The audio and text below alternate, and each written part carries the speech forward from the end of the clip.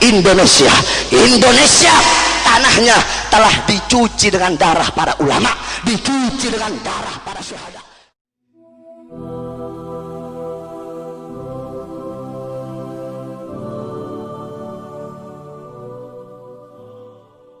Ini negara Indonesia, negara kesatuan Republik Indonesia.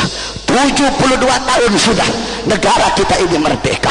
Kamu tahu kemerdekaan yang kita dapatkan, kemerdekaan, kebebasan yang kita dapatkan ini tidak terlepas dari begitu pentingnya peran para ulama, peran para habaib, peran para kiai, peran para santri untuk memerdekakan ini negara Indonesia. Indonesia tanahnya telah dicuci dengan darah para ulama, dicuci dengan darah para syuhada. Saudara-saudara, di mana-mana di seluruh pelosok Indonesia, kalimat-kalimat, teriakan-teriakan, seruan-seruan yang mengguncang Indonesia sehingga para penjajah lari dari Indonesia. Kalimat apa? Teriakan apa? Seruan apa yang membakar semangat para pejuang, yang membakar semangat para ulama? Bukan kalimat lain, bukan teriakan lain, bukan seruan lain, tetapi kalimat, seruan, teriakan yang membakar semangat para pejuang, membakar semangat para pahlawan, membakar semangat para ulama, membakar semangat para santri, sehingga memerdekakan bangsa adalah teriakan Allahu Akbar, bukan teriakan haleluya. Saudara-saudara, terus saya heran kenapa kalau orang ngomong Allahu Akbar, oh teroris itu, Allahu Akbar, oh itu kaum bumi datar itu, Allahu Akbar, oh itu kaum sumbu pendek itu. Udah gitu Megawati itu ngomong apa? Kata Megawati, ini bukan negara Islam, negara nggak boleh kalah sama beberapa kelompok Islam. Maksudnya ya kita umat Islam. Saudara-saudara, memang betul ini bukan negara Islam. Ya betul, ini bukan negara Islam. Tadi sudah disampaikan oleh Kiai Haji Ja'far Shadiq, disampaikan oleh Habib Haidar juga. Betul. Tetapi saudara-saudara, engkau harus ingat, demi Allah, Islam dan Indonesia tidak akan pernah bisa dipisahkan. Kenapa? Karena kalau bukan karena Islam, tidak akan ada Indonesia, saudara-saudara. Kalau bukan karena Islam, tidak akan ada Pancasila. Kalau bukan karena Islam, tidak akan ada Bhinneka Tunggal Ika. Islam yang memiliki jasa paling besar untuk memerdekakan ini bangsa dan ini negara Indonesia. Cuma saya heran, pejabat sekarang kalau kita bela Islam dibilang anti NKRI, kalau kita bela ulama dibilang anti sama Bhinneka Tunggal Ika, kalau kita bela Quran dibilang anti Pancasila. Kamu tahu itu pejabat-pejabat yang ngomong begitu, Pancasilanya mereka, merah putihnya mereka cuma ada di congor, saudara-saudara. Ngomong saya Indonesia, saya Pancasila, saya merah putih, pendusta kamu, pembohong kamu. Congor ngomong saya Pancasila, saya Indonesia, tapi rakyat sengsara, rakyat menderita, yang miskin tambah miskin, yang sengsara rakyat, yang menderita rakyat, yang sejahtera bukan rakyat, yang makmur bukan rakyat. Congor ngomong saya Indonesia, saya Pancasila, tetapi rakyat Indonesia menjadi budak di tanah kita sendiri, saudara-saudara. Mereka tiap minggu hormat merah putih, kita orang santri paling setahun sekali hormat merah putih. 17 Agustus baru kita hormat. Betul, kita memang jarang hormat bendera. Mereka hormat merah putih tiap minggu, tetapi mereka telah menodai dan mengkhianati merah putih, saudara-saudara. Kita para santri jarang hormat bendera, 1 tahun 1 kali, tapi demi Allah, merah putih hidup abadi di dalam hati para santri, saudara-saudara. Mereka punya congor ngomong saya Indonesia, saya Pancasila. Andaikan ada negara-negara dari luar mau datang ke Indonesia, merebut Indonesia, merampas harta Indonesia, itu yang lari duluan, yang congor ngomong kayak begitu lari duluan itu. Kamu tahu, andaikan ada yang mau rampas Indonesia, Amerika kayak Cina kayak Rusia kayak Malaysia kayak siapapun mau datang ke Indonesia, merampas kedaulatan Indonesia, merampas harta rakyat Indonesia, merampok uang rakyat Indonesia, demi Allah, kami santri-santri yang pakai sarung, yang pakai peci, berada di barisan paling depan, berjuang sampai titik darah penghabisan, saudara-saudara. Oleh karena itu, wahai Indonesiaku, wahai merah putihku, 72 tahun sudah engkau merdeka, merdeka dari para penjajah, tapi demi Allah, kita Indonesia belum merdeka dari maksiat. belum merdeka dari tempat pelacuran, belum merdeka dari narkoba, belum merdeka dari utang, presidennya aja raja utang, belum merdeka dari pengkhianat bangsa, belum merdeka dari ustadz-ustadz, kiai-kiai, kera-kera bersorban yang bisa disuap dan bisa disogok. Saudara-saudara, 72 tahun Indonesia merdeka, tetapi kita belum merdeka dari kebangkitan PKI, kita belum merdeka dari kemaksiatan. Oleh karena itu, wahai Indonesiaku, merdekalah engkau dari maksiat, mungkarat, dolalat, sayyiat. Merdekalah engkau dari pengkhianat bangsa, merdekalah engkau dari narkoba, merdekalah engkau dari koruptor, merdekalah engkau dari perkara-perkara yang menjauhkan rakyat dari Allah Subhanahu wa ta'ala. Yang terakhir, wahai Garudaku, Garuda Indonesia, saudara-saudara, wahai Garuda, bebaskan dirimu dari cengkraman naga, bebaskan dirimu dari cengkraman banteng. Tahu maksudnya cengkraman naga? Cina. Saudara-saudara, kamu lihat di Pasuruan aja udah banyak Cina berkuasa di Pasuruan.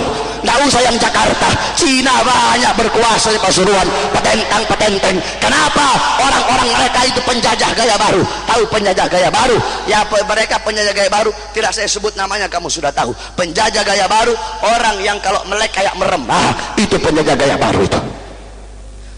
Kenapa mereka bisa sok-sokan di Indonesia?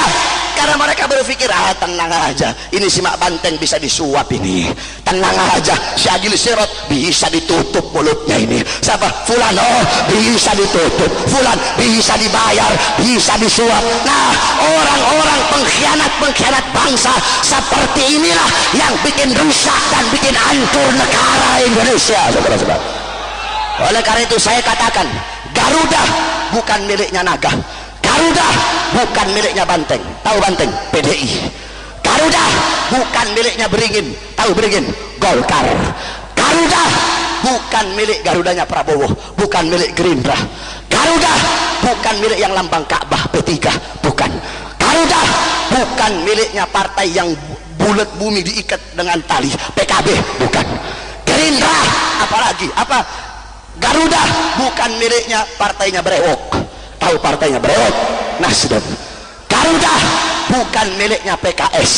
Garuda bukan milik partai manapun. Garuda bukan milik pejabat manapun.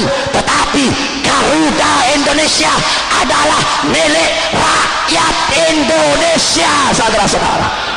Oleh karena itu,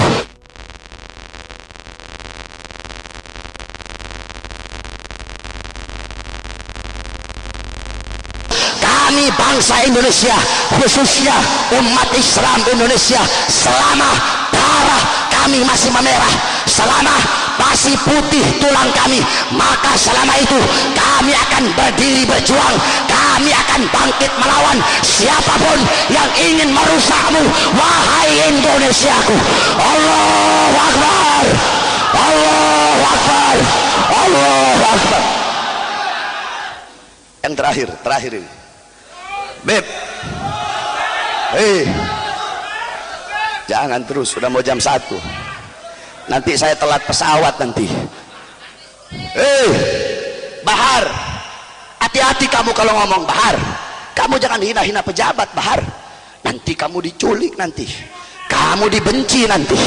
Bahar, kamu jangan hina-hina Jokowi, kamu jangan tantang pejabat kamu. Bahar, nanti kau diculik, kau dipenjara, kau dibenci, kau diculik, dianiaya, dibunuh nanti. Saudara-saudara, Bahar, hati-hati kalau kamu nantang pejabat, nanti kamu dibenci. Saudara-saudara, demi Allah, Bahar bin Smith lebih memilih dibenci karena menyampaikan kebenaran daripada dicintai karena menyembunyikan kebenaran, saudara-saudara. Orang ambil kebenaran dari siapa saja. Mungkin Agil Sirot lebih alim jauh dari kita orang santri, bukan ustadz, bukan kiai, bukan.